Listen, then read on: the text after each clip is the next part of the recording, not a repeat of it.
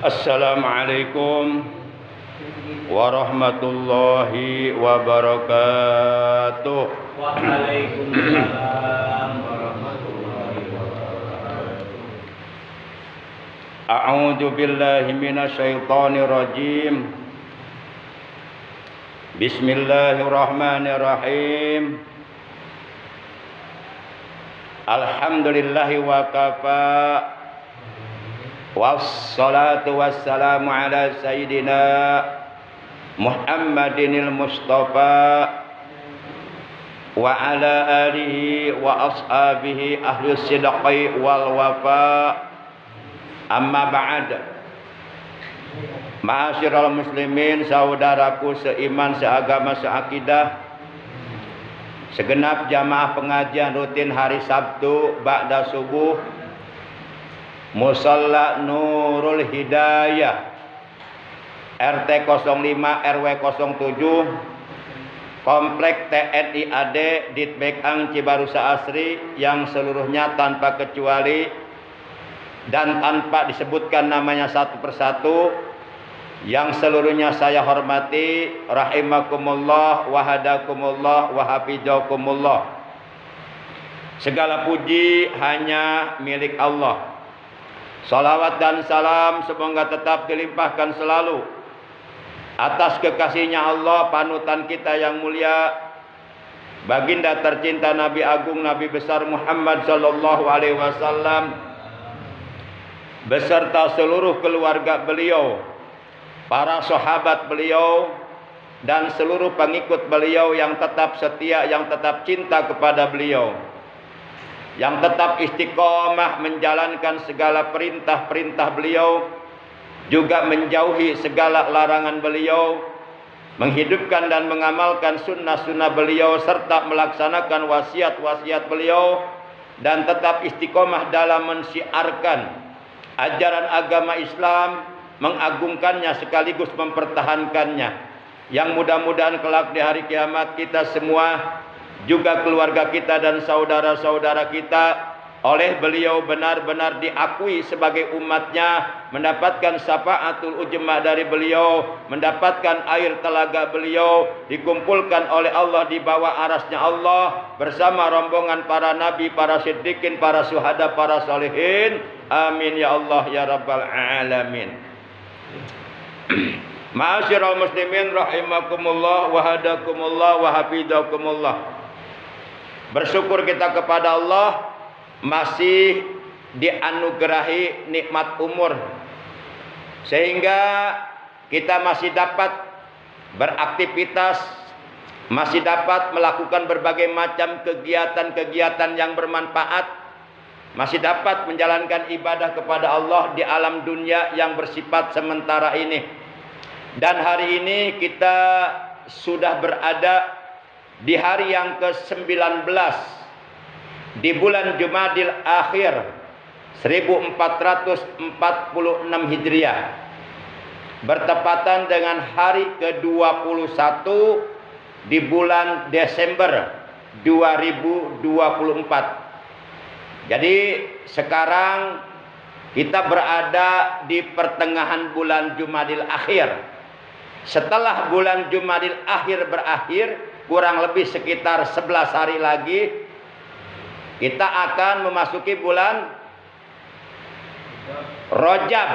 Setelah Rajab, Sya'ban. Setelah Sya'ban, Ramadan. Setelah Ramadan, Syawal. Kurang lebih 4 bulan lagi kita lebaran lagi. Waktu terasa begitu cepat. Pekerjaan tak pernah ada habis-habisnya. Yang paling mengkhawatirkan, yang paling mencemaskan, waktu berakhir. Ajal, kematian keburu datang kepada kita, sementara kita belum mempunyai bekal yang cukup untuk menjalani kehidupan kita nanti di alam-alam berikutnya. Sementara dosa-dosa kita masih banyak bertumpuk, belum mendapatkan ampunan dosa dari Allah. Itulah hal yang paling mengkhawatirkan, mencemaskan buat kita. Ajal, kematian keburu datang, sementara dosa masih banyak, kebaikan masih sedikit. Tentu kalau seperti ini keadaan kita, tentu di akhirat nanti kita akan termasuk minal khasirin, akan termasuk dari golongan orang-orang yang merugi, akan termasuk minal hasirin, akan termasuk dari golongan orang-orang yang menyesal, akan termasuk minal halikin, akan termasuk dari golongan orang-orang yang celaka. Na'udzubillah min dzalik. Maka oleh karena itu bersyukur kita kepada Allah bahwa kita oleh Allah diberikan pertolongan sehingga kita bisa istiqomah, bisa duduk hadir di majlis ilmu yang mulia ini. Mudah-mudahan dosa-dosa kita, dosa-dosa kedua orang tua kita, dosa-dosa saudara-saudara kita diampuni oleh Allah Subhanahu wa taala. Segala amal kebaikan, amal soleh, amal ibadah yang telah kita kerjakan, yang sedang kita kerjakan, bahkan yang akan kita lakukan, semoga diterima oleh Allah Subhanahu wa taala dan diberikan tambahan ilmu yang bermanfaat kepada kita, ilmu yang barokah, ilmu yang disertai hidayah, ilmu yang dapat menghasilkan berbagai macam amal kebaikan, amal soleh, amal ibadah untuk kebahagiaan kita dunia dan akhirat. Amin ya Allah ya rabbal alamin. Dan taklim kita hari ini adalah merupakan taklim pertemuan yang ke 614 ya. 614. Mari kita awali taklim kita yang ke 614 pada hari ini sebagaimana biasa, yaitu dengan pembacaan Ummul Quran, dengan pembacaan sholawat, dan dengan pembacaan zikir jalalah, yang pahalanya dari seluruh bacaan-bacaan tersebut yang akan kita baca, kita hadiahkan pahalanya untuk seluruh ahli kubur, keluarga kita yang saat ini mereka masih sedang berada di alam kubur sampai datangnya hari kiamat. Semoga mereka semuanya selalu berada dalam rahmatnya Allah, berada dalam kasih sayang Allah, berada dalam ampunan Allah, berada dalam ridha Allah. Sehat Pak Jabri? Aduh, sehat. Sehat udah? Alhamdulillah. Bitil ganiyatil Fatihah. A'udzu billahi minasyaitonir rajim. Bismillahirrahmanirrahim. Alhamdulillahi rabbil alamin, arrahmanir rahim, maliki yaumiddin. Iyyaka na'budu wa iyyaka nasta'in. Ihdinas siratal mustaqim. Siratal ladzina an'amta 'alaihim ghairil maghdubi 'alaihim waladdallin. Rabbighfir lana amin.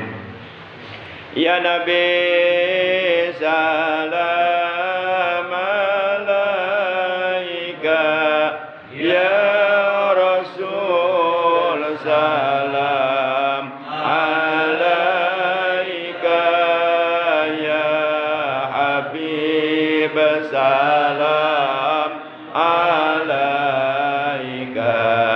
salawatullah alaika, asyraqal kaunu btihajan biwujudil Mustafa Ahmad wali ahlil kauni unsun wasurun kata jaddad. Allah ya Nabi salam alaika, ya Rasul salam alaika, ya Habib salam alaika, salawatullah alaika, marhaban marhaban ya nural aini, marhaban marhaban jaddal Husaini, ya Rasulullah ahlan marhaban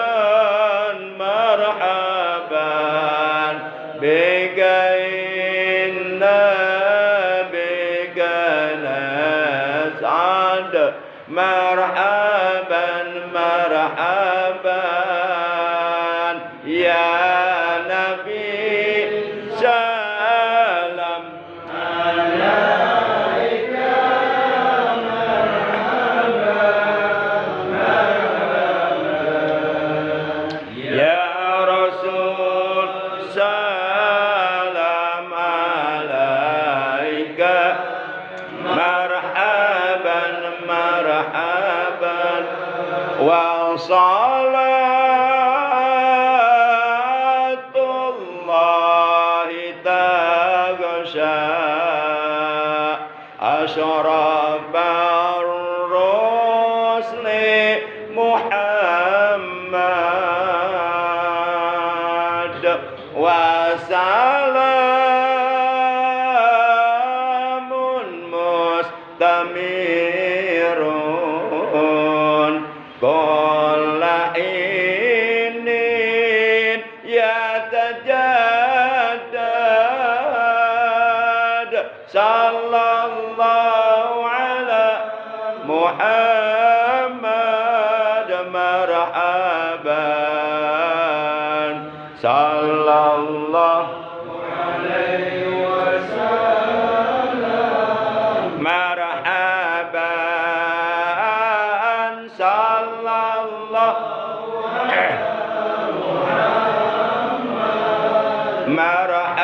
marhaban ya Rabbi salli alaihi wa sallim marhaban bismillahirrahmanirrahim la ilaha illallah al-mawjudu fi kulli zaman la ilaha illallah al-ma'budu fi kulli makan la ilaha illallah al-madhkuru bi kulli lisan la ilaha illallah al-ma'rufu bil ihsan la ilaha illallah kulla yaumin huwa fi sya'n la ilaha illallah al-aman al-aman min jawalil iman wa min fitnati syaitan ya qadimal ihsan kam laka alaina min ihsan ihsanukal qadim ya Hanan ya Mannan ya Rahim ya Rahman ya Ghafur ya Ghaffar ighfir lana warhamna wa anta khairur rahimin wa sallallahu ala sayyidina Muhammadin wa ala alihi wa sahbihi wa sallam walhamdulillahi rabbil alamin. Ma'asyiral muslimin rahimakumullah wa hadakumullah wa hafizakumullah. Diterangkan di dalam kitab Fathul Mu'in halaman 3 babus sholat, bab menerangkan tentang sholat, baris yang ke-14 dari bawah. Diterangkan wa yuqtalu kufron intarokaha jahidan wujubaha fala yugsalu wala yusalla alaih. Nah, ini keterangan ada dalam kitab Fathul Mu'in halaman 3 babus sholat, baris yang ke-14 dari bawah. Baik para jamaah, keterangan tersebut kita artikan per kalimat atau kita logat dengan logat bahasa Indonesia. Di sini diterangkan wa yuqtalu dan dihukum pancung. Jadi lehernya dipotong. sampai mati. Wa yuqtalu, dan dihukum pancung. Kufron, matinya sebagai orang kafir. Jadi orang tersebut mendapatkan hukuman pancung atas dasar keputusan dari hakim, dan ia dipancung oleh seorang algojo yang bertugas memancungnya. Tapi orang tersebut setelah dipancung matinya bukan sebagai orang Islam, akan tetapi matinya sebagai orang kafir, yakni mati dengan tidak membawa iman, tidak membawa Islam. Walaupun umpama orang tersebut asalnya beragama Islam, tapi matinya bukan sebagai orang Islam. Intaroka, jikalau ia meninggalkan akan kewajiban sholat fardu 5 waktu. Jikalau ia meninggalkan sholat maktubah, yaitu sholat yang telah dipardukan, yang telah diwajibkan oleh Allah. Jumlahnya ada 5 sehari semalam: subuh, zuhur, asar, maghrib, isya. Jahidan, karena menentang atau karena ingkar, hatinya mengingkari wujubaha, akan kewajiban sholat maktubah. Nah ini hukum Islam. Nah kalau hukum Islam seperti diterapkan, pasti orang-orang yang selama ini meninggalkan sholat, mereka akan takut menerima hukuman seperti ini, sehingga mereka mendirikan sholat. Jadi hukuman Islam itu hukuman itu ditegakkan untuk membuat orang jera. Contoh hukum Islam, potong tangan bagi pencuri. Seandainya hukum Islam potong tangan bagi para pencuri, kalau korupsi bukan potong tangan, korupsi potong lehernya. Ya. Kalau umpama hukum Islam bagi pencuri potong tangan diberlakukan, begitu ada yang mencuri, tangannya dipotong yang ini. Mencuri lagi, dipotong yang kiri. Mencuri lagi, dipotong yang kakinya yang kanan. Mencuri lagi, dipotong kaki yang kiri. Akhirnya habis tuh jari-jari jemari tangannya, kakinya. Orang lain lihat, si dia kenapa itu? Pencuri, dihukum potong tangan. Ih, takut saya nggak mau mencuri. Itu bikin jerat. Akhirnya aman, tidak ada pencuri. Nah ini pencuri masuk penjara 3 bulan, 2 bulan. Di penjara dikasih makan, ada televisi, dikasih ngopi, kasih rokok. Pulang penjara, keluar penjara, nyuri lagi. Pengen di penjara lagi. Habis di penjara enak sih, dikasih makan, nggak kerja. Jadi nggak bikin jerak hukumnya. Para jamaah yang dimuliakan oleh Allah Subhanahu wa taala. Nah, ini keterangan dalam kitab Fathul Mu'in halaman 3 babus shalah baris yang ke-14 dari bawah, ini menegaskan tentang hukum pancung wajib diberlakukan kepada orang Islam yang meninggalkan sholat. Apabila ia meninggalkan sholat, hatinya ingkar, hatinya menentang, hatinya menolak terhadap kewajiban sholat yang telah diwajibkan oleh Allah. Bahkan di sini dikatakan pala yugsalu, maka ia tidak usah dimandiin, tidak usah dimandikan jenazahnya, wala yusalla alaih, dan tidak usah disolatkan jenazahnya apabila ia meninggal lantaran meninggalkan sholat karena menentang terhadap kewajiban sholat. Kalau kita pikir secara akal sehat, secara logika, orang yang menentang terhadap perintah sholat 5 waktu yang telah diwajibkan oleh Allah, itu sebenarnya hakikatnya ia menentang terhadap yang memerintahkan sholatnya, yaitu Allah. Jadi orang yang menentang perintah sholat, dia telah berani menentang Allah. Payun, cakap Pak Haji. Naon, jatuh.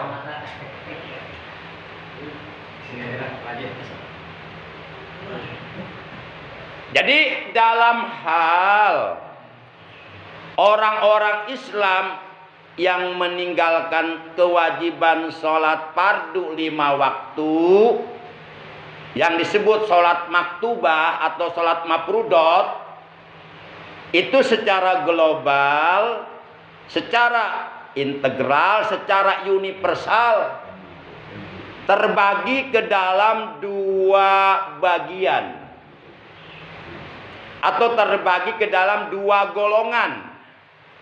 Golongan yang pertama adalah orang-orang Islam yang meninggalkan kewajiban sholat 5 waktu karena malas, atau boleh jadi karena sibuk dengan urusan dunia, dengan pekerjaan-pekerjaan yang bersifat dunia, sehingga tidak sempat melakukan sholat, atau karena menyepelekan, menganggap remeh, menganggap enteng terhadap kewajiban sholat, sehingga ia berani meninggalkannya. Nah, orang Islam yang seperti ini kalau mati tidak dihukumi kafir. Tetap jenazahnya harus diurus, dimandiin, dikafani, disolatkan, dikubur. Karena ia meninggalkan sholatnya bukan karena hatinya ingkar terhadap kewajiban sholat. Ia meninggalkan sholatnya bukan karena hatinya menentang terhadap perintah sholat, tapi hanya karena malas. Namun walaupun demikian, ia akan mendapatkan ajab yang sangat pedih, ajabun alimun, ajab yang sangat pedih, ajabun muhinun, ajab yang sangat menghinakan, ajabun syadidun, ajab yang sangat keras. Dia akan dibakar di neraka sakor. Dari 1 waktu kewajiban sholat yang ia tinggalkan, ia dibakar di neraka sakor 500 tahun lamanya. 1 hari di akhirat itu perbandingannya sama dengan 1000 tahun di dunia. Karena di akhirat itu tidak ada batas waktu. Kalau di dunia ada batas waktu, sehari semalam 24 jam, seminggu 7 hari, sebulan 30 hari, setahun 300. Di sana nggak ada hitungan-hitungan seperti itu. Karena kehidupan yang kekal abadi untuk selama-lamanya, kehidupan yang sesungguhnya. Dunia ini sebentar, dunia ini kecil. Wallahi, mad dunya fil akhirah. Demi Allah, kata Rasulullah, dunia ini sangat kecil, tidak seberapa dibandingkan dengan akhirat. Kecilnya dunia ini jika dibandingkan dengan akhirat, seperti seseorang mencelupkan jari telunjuknya ke lautan yang luas biru membentang. Kemudian dia angkat jari telunjuknya, dari jari telunjuk yang ia angkat ada yang menetes sedikit. Itulah dunia yang menetes. Sisanya lautan yang luas itu akhirat. Jadi enggak seberapa dunia ini. Maka kita jangan tertipu dengan kehidupan dunia sehingga kita berani meninggalkan kewajiban sholat. Masya Allah, rugi kalau kita meninggalkan sholat. Rugi banget, akan nyesel nanti. Para jamaah yang dimuliakan oleh Allah Subhanahu wa ta'ala, jangankan meninggalkan sholat, kita mengkodo sholat saja akibat melalaikan sholat, itu masih dapat siksaan. Masih dapat siksaan. Orang yang mengkodo sholatnya dari sholat yang tertinggal, dia sholat enggak? Sholat kan? Cuma dikodo. Cuma dia melaksanakan sholat setelah waktunya habis, berarti dia mengerjakan sholat bukan pada waktunya. Tetap dia sholat, Nah, orang yang sholat mengkodok aja, sholatnya dikodok, itu masih dapat siksaan. Apalagi yang sama sekali berani meninggalkan sholat. Tentu siksaannya lebih berat, lebih dahsyat, lebih keras, lebih menghinakan, lebih pedih, menyengsarakan, membuat menderita. Kan diterangkan sama Rasulullah ketika Rasulullah Isra Mi'raj. Pada malam Senin tanggal 27 Rajab tahun 1 sebelum Hijriah, setelah beliau menerima perintah sholat dari Allah secara langsung, lalu kemudian beliau kan dikawal oleh malaikat Jibril untuk berkunjung ke dalam sorga, melihat keadaan sorga seperti apa. Demikian pula beliau dikawal oleh malaikat Jibril untuk berkunjung ke dalam neraka, melihat keadaan neraka seperti apa. Nah, pada waktu Rasulullah berada di neraka, Rasulullah melihat kumpulan umat manusia yang jumlahnya begitu banyak, sulit untuk dihitung, baik laki-laki maupun perempuan. Yudrabuna ala ru'usihim, kepala mereka sedang dipukul-pukul dengan gada. Itu gada datang sendiri mukulin dia. Gada. Kalau martil belum seberapa, ini gada. Kalau gada lebih gede dari martil.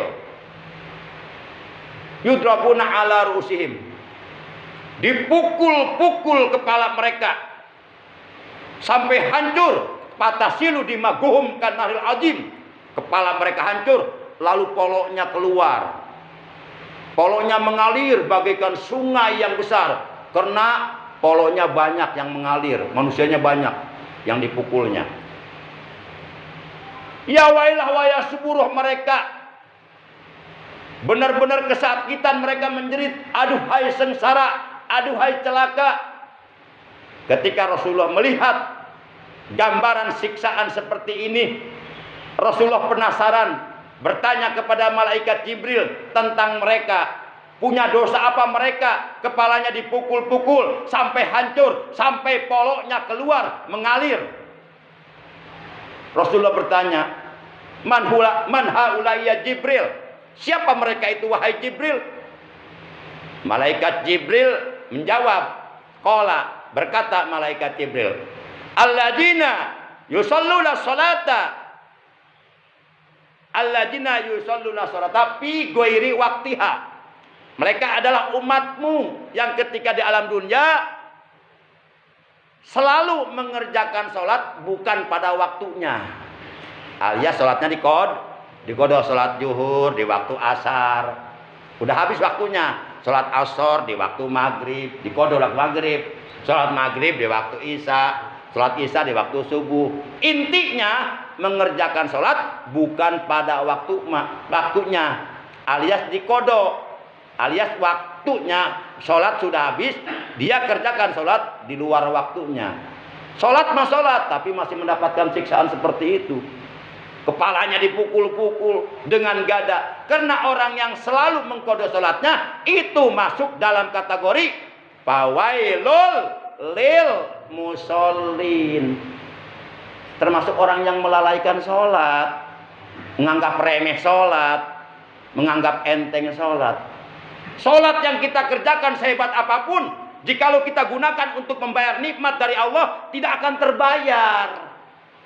Allah sudah banyak memberikan nikmat kepada kita. Allah minta kepada kita menghadap Allah dalam sehari semalam 24 jam, hanya 5 waktu. Masa nggak bisa?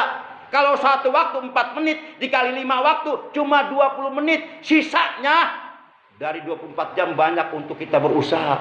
Masa nggak bisa kita korbankan 20 menit saja untuk menghadap Allah dalam sholat 5 waktu?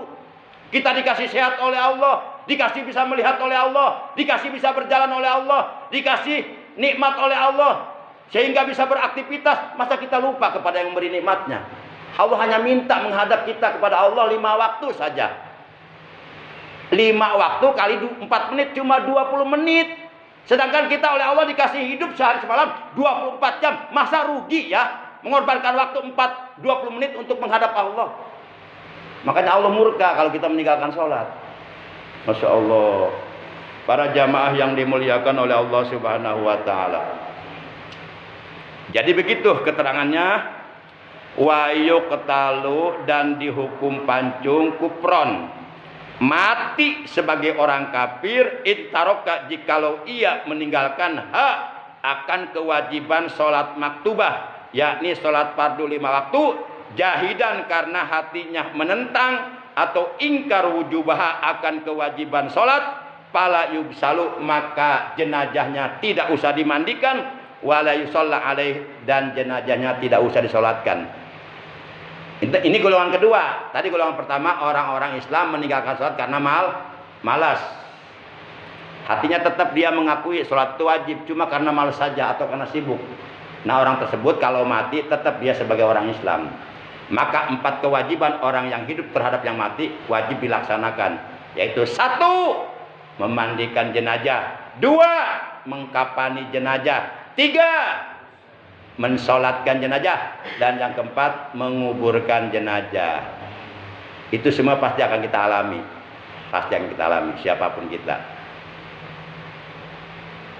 Golongan yang kedua, orang-orang Islam yang meninggalkan sholat bukan karena malas, bukan karena enggak sempat, bukan karena sibuk ngurusin dunia, karena memang hatinya menentang terhadap perintah sholat. Ia tinggalkan sholat karena hatinya memang menolak kewajiban sholat. Bagi saya sholat nggak wajib, saya menentang perintah sholat. Nah, seperti itu. Nah, orang seperti ini sama saja menentang Allah. Orang seperti ini kalau matinya kafir, bukan sebagai orang Islam. Jadi sholat ini jangan dianggap remeh. Kita menganggap remeh perintah sholat, sama saja kita menganggap remeh kepada Allah yang memerintahkannya. Lah, kita dihidupkan oleh Allah kok berani menentang Allah? Bagaimana akal sehat kita? Para jamaah yang dimuliakan oleh Allah Subhanahu wa taala. Nah, kalau orang yang seperti ini, apabila hukum Islam diterapkan kepadanya, maka ia dipancung lehernya atas perintah dari seorang hakim, dan kemudian hakim memerintahkan algojo untuk memancung lehernya sampai putus, sampai ia mati. Dan setelah ia mati, dia matinya bukan sebagai orang Islam, sebagai orang kafir. Kenapa? Karena dia berani hatinya menentang terhadap perintah sholat. Begitu. Kira-kira jelas nggak nih? Takutnya saya menerangkannya nggak jelas gitu. Nanti kalau umpama ada yang nggak jelas, langsung tanyakan aja. Ya, malu manusia kadang-kadang suka lupa gitu ya. Kadang-kadang salah ngomong, terpleset lidah gitu kan kadang-kadang. Ya kan, cai jadi cau, kan cau jadi cuek. Padahal sama hurufnya 3. Mau bilang cai jadi cau, mau bilang cau jadi cuek. Nah, namanya lidah tidak bertulang kan. Para jamaah yang dimuliakan oleh Allah Subhanahu wa taala. Nah, itu. Jadi kesimpulannya secara global dalam hal orang-orang Islam meninggalkan sholat terbagi ke dalam 2 golongan.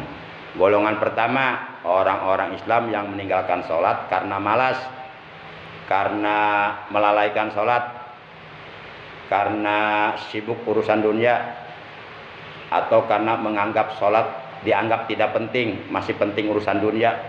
Karena duannya mah ada duitnya, sholat mah nggak ada duitnya umpama. Tapi orang tersebut hatinya tetap mengakui sholat itu wajib, cuma dia malas aja. Nah, orang seperti ini kalau mati tetap dihukumi sebagai orang Islam. Tetap ia harus jenazahnya harus dimandiin, dikafani, disolatkan dan dikuburkan. Gitu. Golongan kedua, orang-orang Islam yang meninggalkan sholat bukan karena malas, bukan karena sibuk, bukan karena menganggap tidak penting. Tapi justru ia tinggalkan sholat karena memang hatinya menentang terhadap perintah sholat. Hatinya mengingkari perintah sholat, menolak perintah sholat. Nah, orang seperti ini kalau matinya sebagai orang kafir. Oleh karena matinya sebagai orang kafir, maka 4 perkara tidak wajib diberlakukan kepadanya. 1, tidak wajib jenazahnya dimandiin. Memandikan jenazahnya dosa yang memandikannya. Yang kedua, tidak wajib jenazahnya dikafani. Yang ketiga, tidak wajib jenazahnya disolatkan. Masa kita menyolatkan orang yang menentang perintah sholat gimana? Ketika hidupnya menentang perintah sholat, sekarang udah mati pengen disolatkan, enak aja loh. Itu kata malaikat, bukan kata saya. Yang keempat, jenazahnya nggak usah dikuburkan. Karena yang 4 perkara ini wajib diberlakukan hukumnya fardu kifayah kepada orang Islam yang tidak menentang sholat. yang tidak ingkar hatinya terhadap perintah sholat. Tapi kalau hatinya ingkar, menentang terhadap perintah sholat, maka yang 4 perkara ini tidak wajib diberlakukan. Karena dia matinya sebagai orang kafir. Mana ada orang kafir jenazahnya dimandiin, dikafani, disolatkan, kemudian dikuburkan.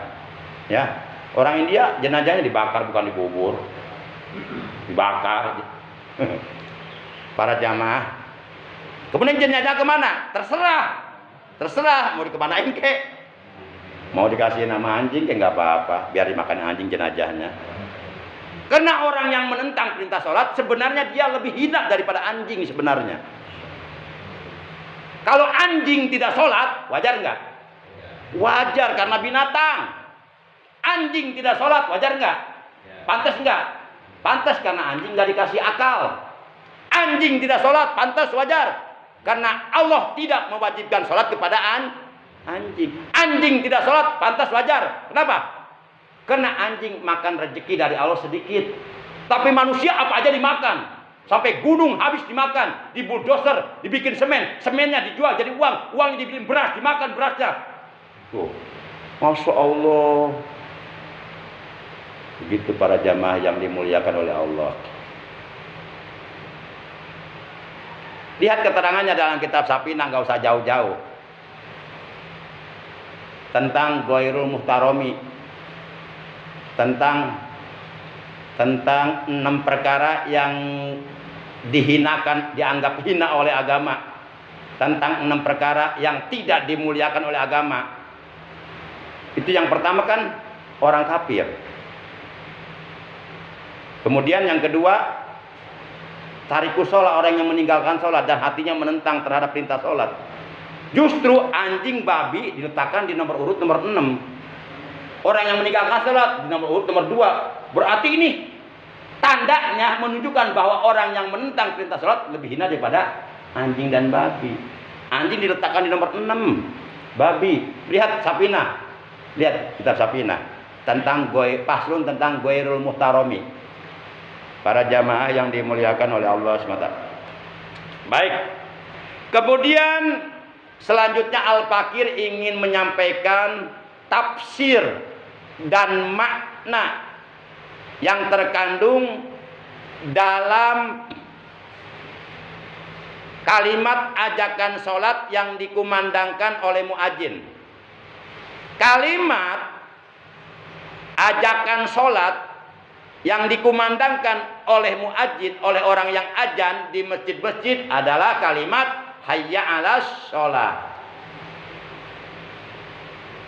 Kemudian setelah hayya 'alas shalah adalah kalimat hayya 'alal falah. Hayya 'alal falah, lamnya jangan ditasdidkan. Sebab kalau ditasdidkan, dibaca taskil, dibaca berat, lamnya itu berubah mananya menjadi petani atau pecangkul. Jadi hayya 'alal falah, al-falah lamnya dibaca tahfif, dibaca enteng karena tidak ada tasdid. Jadi hayya 'alal falah, mari kita menuju kepada kemenangan. Tapi kalau lamnya dibaca taskil, dibaca berat, ditasdidkan, hayya 'alal falah, artinya mari kita mencangkul. Nah, kata orang-orang, kamu yang azan ngajak sholat, ngajak nyangkul. Para jamaah yang dimuliakan oleh Allah Subhanahu wa taala. Nah, baik hayya 'alas shalah maupun hayya 'alal falah itu masing-masing ada tafsirnya dan ada maknanya. Tafsir dan makna dari kedua kalimat tersebut yang selalu dikumandangkan dalam azan itu keterangannya terdapat dalam kitab Tanbihul Ghafilin, buah karya Al-Faqih Al-Alim Al-Allamah Syekh Nasr bin Muhammad bin Ibrahim As-Samarqandi rahimahullahu ta'ala wa nafa'ana bi ulumi fid daraini, di mana pada halaman 108 diterangkan fa'iza qala hayya 'alas shalah, maka apabila orang yang azan dia mengucapkan hayya 'alas shalah, tafsiruhu, tafsirnya dari ucapan hayya 'alas shalah adalah asri'u ila ada'is shalah. Nah, itu tafsirnya. Jadi tafsir dari kalimat hayya 'alas shalah, tafsirnya adalah asri'u ila ada'is shalah. Apa artinya? Asri'u, bersegeralah kalian, bergegaslah kalian ila ada'is shalah, untuk menunaikan kewajiban sholat. Kalau diartikan secara harfiah, hayya 'alas shalah artinya mari kita sholat. Tapi tafsirnya adalah asri'u ila ada'is shalah, bersegeralah kalian untuk menunaikan sholat. Nah, itu tafsirnya. Kemudian makna dari hayya 'alas shalah adalah ana waqtas shalah faaqimuha wala tuakhiruha an waqtiha wa salluha bil jamaah. Nah, ini maknanya. Jadi makna yang terkandung dalam kalimat hayya 'alas shalah adalah ana waqtas shalah. Artinya, jaga olehmu waktu sholat, perhatikan waktu sholat. Hana waktu sholat faaqimuha, dan dirikanlah sholat. Wala tuakhiruha, dan janganlah sekali-kali kalian mengakhirkan sholat dari waktunya, apalagi mengkodoknya. Jangan. An waktiha, kalian mengakhirkan sholat dari waktu yang telah ditetapkan. Wasalluha, dan sholatlah kalian bil jamaah, dengan berjamaah. Nah, ini makna yang terkandung dalam ucapan hayya 'alas shalah. Jadi maknanya adalah hana waqtas shalah faaqimuha wala tuakhiruha an waqtiha wa salluha bil jamaah. Jagalah waktu sholat, kemudian dirikanlah sholat. Janganlah kalian mengakhirkan sholat dari waktu yang telah ditetapkan. Kemudian sholatlah kalian dengan berjamaah, karena afdhalul a'mal as-sholatu ala waqtiha. Amal yang paling afdal adalah mengerjakan sholat di awal waktu dengan berjamaah.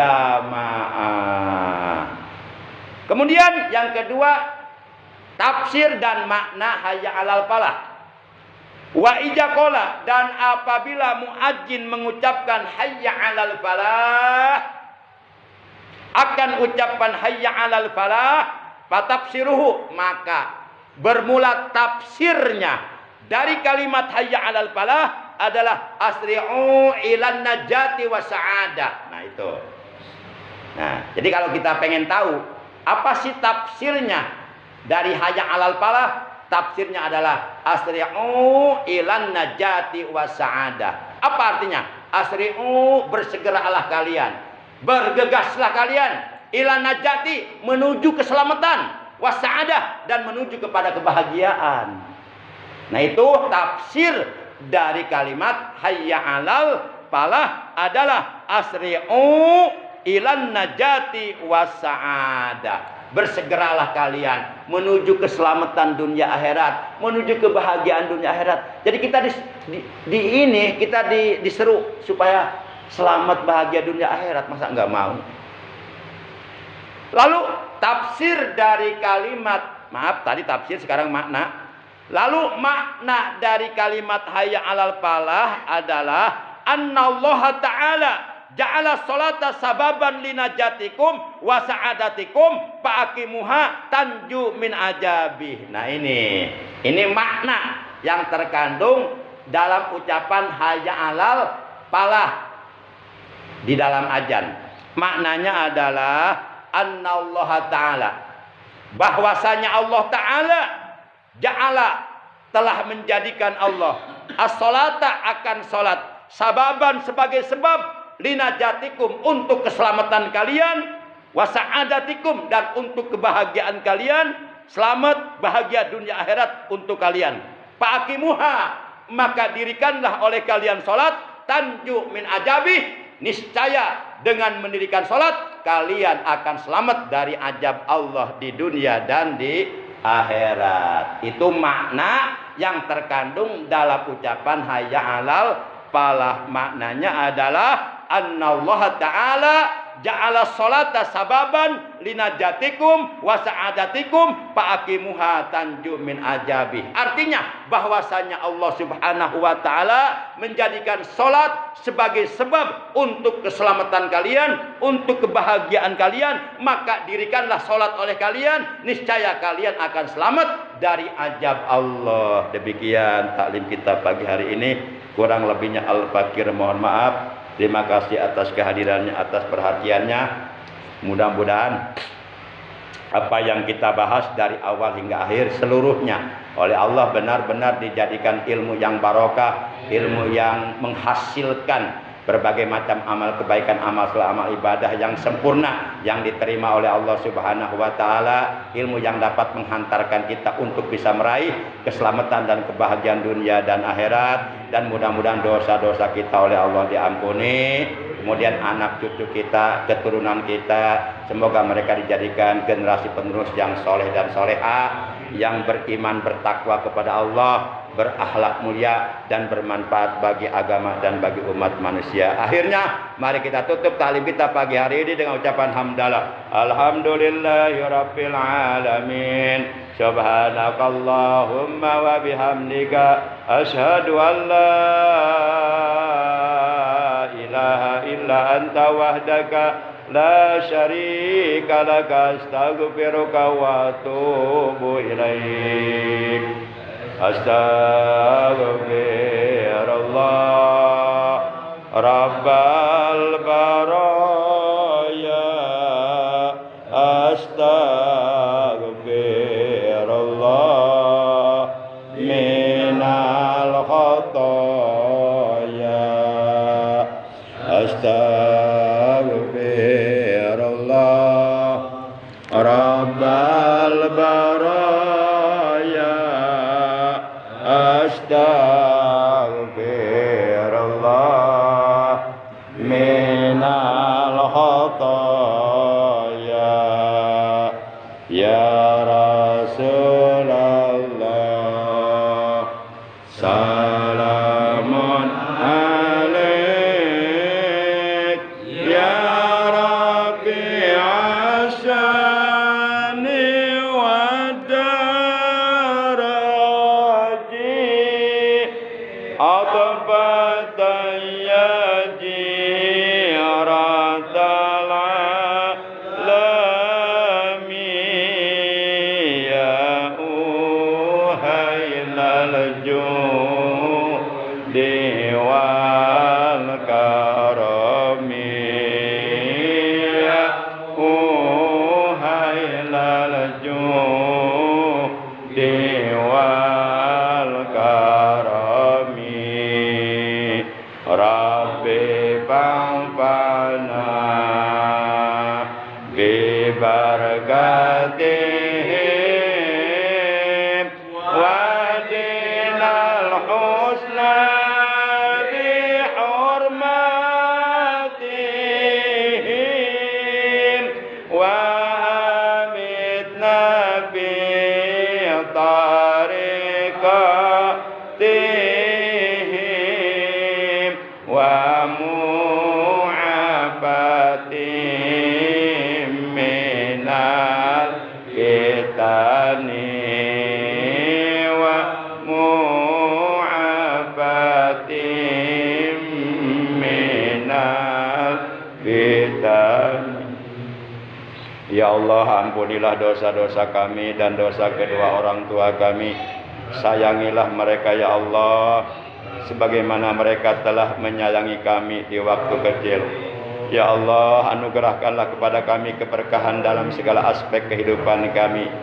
Dan jadikanlah kami ya Allah orang-orang yang selalu diberkahi di mana saja kami berada, kapan saja kami berada. Ya Allah, barokahkanlah untuk kami, untuk anak cucu kami, untuk keturunan kami, apapun yang Engkau anugerahkan kepada kami, barokahkanlah untuk kami di dunia dan di akhirat. Ya Allah, dekatkanlah kami dengan kebaikan-kebaikan yang Engkau ridhoi, dan jauhkanlah kami, anak cucu kami, keturunan kami dari keburukan-keburukan yang Engkau benci. Rabbana atina min ladunka rahmah wa hayyi' lana min amrina rasyada. Rabbana atina fid dunya hasanah wa fil akhirati hasanah wa qina adzabannar. Wa sallallahu ala sayidina Muhammad wa ala alihi wa sahbihi wa baraka wa sallam. Subhana rabbika rabbil izzati amma yasifun. Wassalamun alal mursalin walhamdulillahi rabbil alamin. Demikian, terima kasih. Hadanallahu wa iyyakum ajma'in. Wassalamualaikum warahmatullahi wabarakatuh.